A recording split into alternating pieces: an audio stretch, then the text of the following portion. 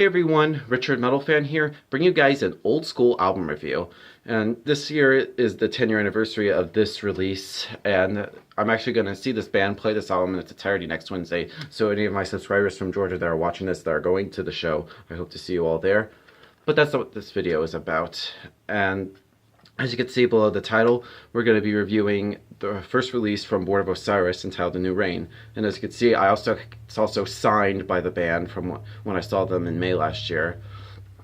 Yeah, let's go into this. And for those of you who aren't familiar with Born of Osiris, they're a progressive, technical deathcore band, whatever you want to classify them as, from Chicago, Illinois, that formed in 2003. They had a few other releases before that. They had a different name changes, and one of the opening song, Roserkrantz, however you pronounce it, I probably fucked it up, was their last name. Of course, the following year they changed their name to Born of Osiris, and of course released this album, The New Reign, their first official release through Sumerian Records.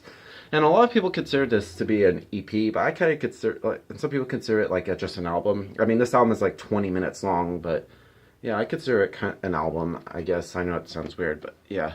But what to say, I think this is a solid start to the band's career. I mean, it's nothing compared to their later work, such as The Discovery or Tomorrow We Die Alive. But it's a solid album. One thing to notice, the production.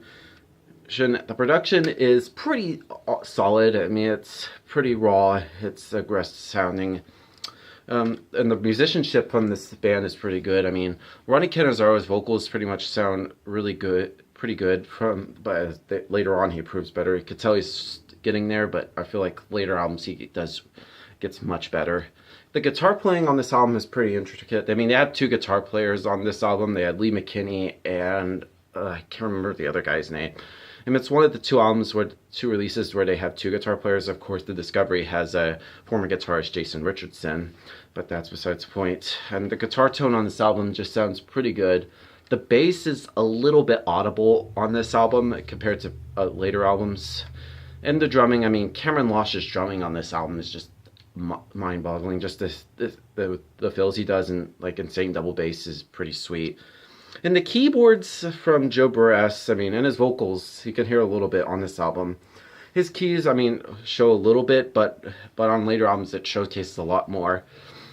But yeah, without further ado, let's dive into this track by track. Now the album opens up with Roserkrantz, which is a kind of an unusual opener, but it's a mind-blowing song nonetheless. The keys don't really do much on this song. There's a lot of chugging riffs in there, but some really good vocals on there.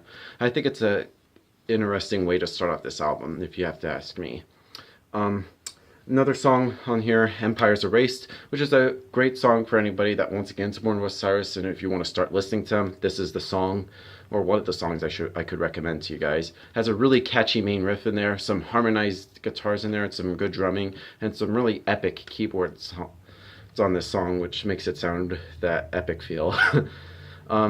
Open Arms to Damnation, probably the best track on this album in my opinion. Some of the best riffs in there, and some really good keyboard leads, some really catchy vocals, and it really ends with a great lead guitar part.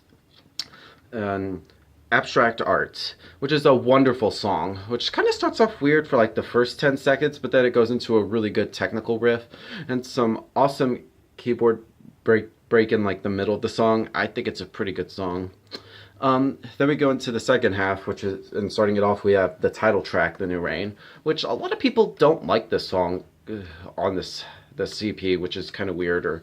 Well, it's not a bad song. In my opinion, it's not as appealing as some of the other songs there, but it has a really good melodic breakdown.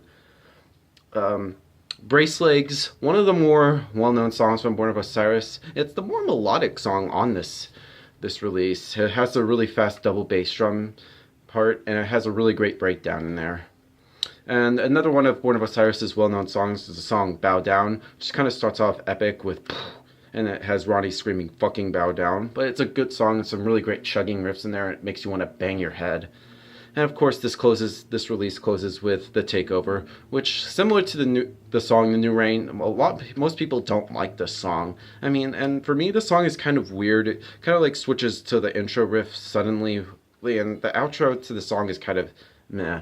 But overall, The New Reign by Born of Osiris is a pretty solid start to a career for this band. And of course, this year they've actually re-recorded this album, and there's one song that they did during the sessions for this that didn't make it, but they re-recorded it for the new release, which is entitled "The Eternal Rain," which I haven't heard it yet, and I've heard like a few stuff from the Eternal Rain, and so, to be quite honest, some of the songs actually sound better than the original. To be quite honest with you, so yeah, if I were to give this a score, I'd probably give this a solid 8 out of 10. It's a solid start to a career, and of course they would get better from there. So yeah, that's my review of the new Rain, guys. Thank you guys for watching. I'll see you all in the next video, and keep it metal.